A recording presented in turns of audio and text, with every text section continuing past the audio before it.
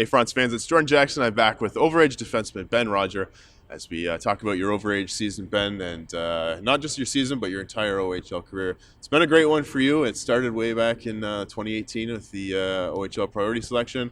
London Knights picked you in the fourth round, and that's a powerhouse team. I'm sure you were pretty excited to hear your name called. Can you take us back to draft day and your thoughts and emotions that day? Yeah, for sure. I was actually at one of my sister's hockey tournaments with my entire family, and after her game, we went to Swiss Chalet as a family, and that's where I got the call from London telling me that they picked me. Yeah. So it's definitely a moment I'll remember. Do you remember what you were eating?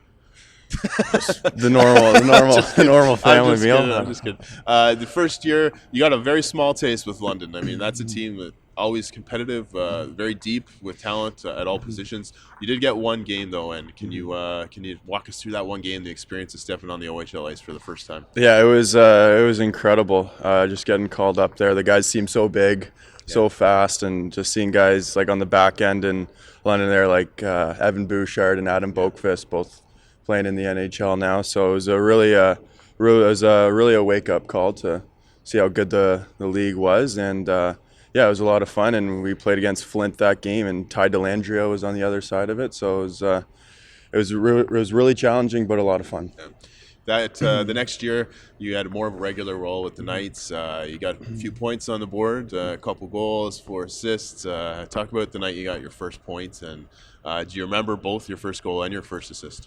Yeah, I remember my first assist. It was in Oshawa, so somewhat of a hometown game for me, not far at all. So I had a lot of friends and family there. Obviously, I live in Brighton, but I grew up in Brooklyn, so not far from Oshawa. Sure. So I had a bunch of old friends and family there, and to get my first point there was pretty cool. And then I got my first goal in December against Owen Sound, and it was actually a game on Sportsnet.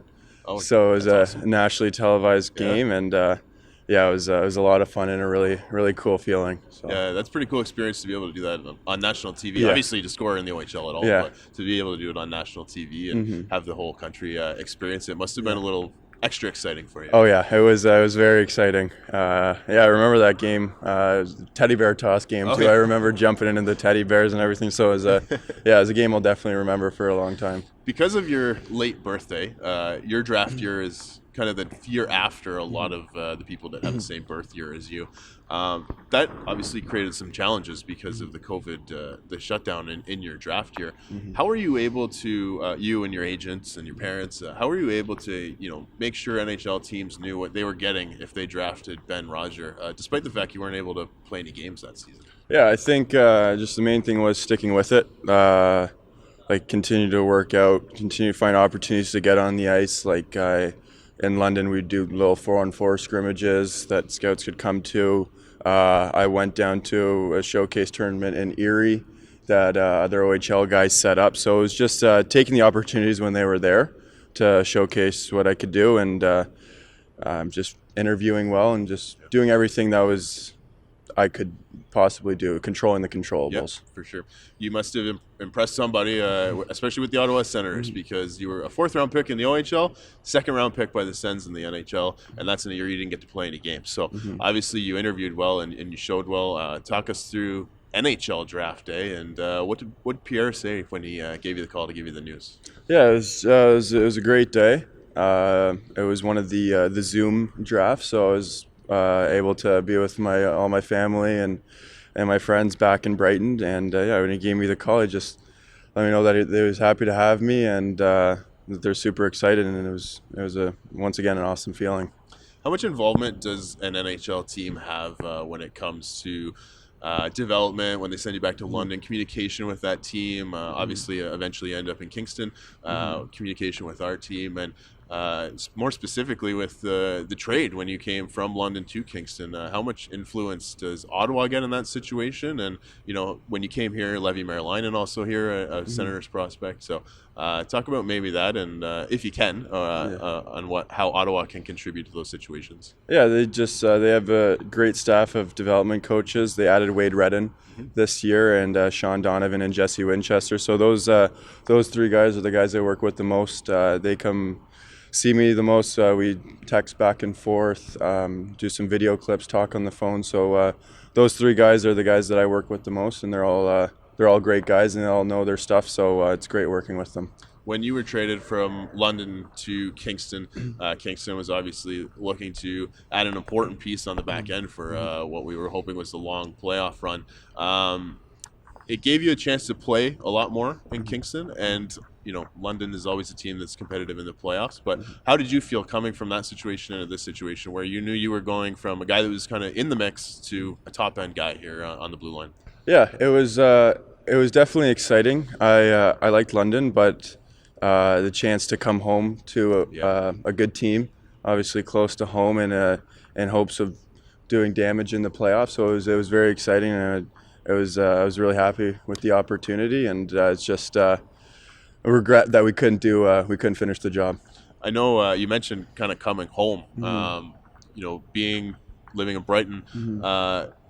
The Belleville Bulls were probably still a thing when you were playing minor hockey. You played in Quincy. Yeah, they were. I think they moved a couple years before a few years before I got to the OHL. Yeah. So as a minor hockey player playing for the Quincy Red Devils, growing up in Brighton, did you ever experience kind of the Belleville-Kingston rivalry? Because it was right up there with Peterborough, Oshawa, and London. I can't say I have, unfortunately. So no, I haven't. I was just curious if you had maybe been to Kingston before, and what your thoughts might be of the Leon Center and those sorts of things when you found out you were traded here.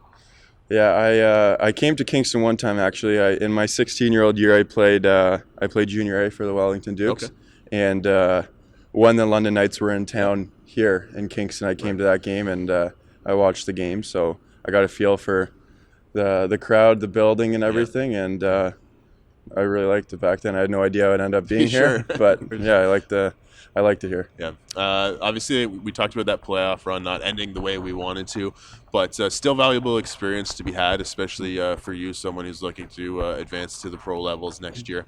What do you take away from that series against Oshawa that we were able to win? And then maybe even more importantly, what do you take away from losing to the Battalion in the second round?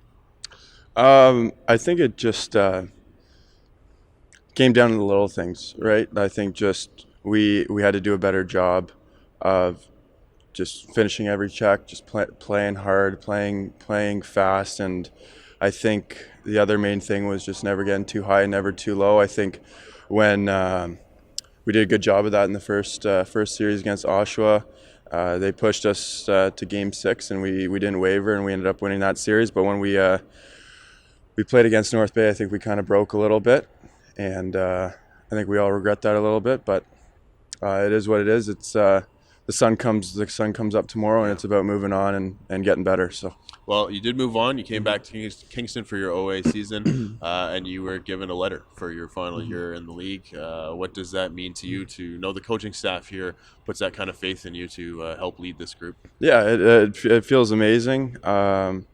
It's always nice to be recognized as the leader, and I'm not the biggest vocal guy in the room, unlike Belly, but I'm trying to be a guy that's kind of just goes up to you quietly and just says a couple of things, help you out, and just being a good teammate and doing my part.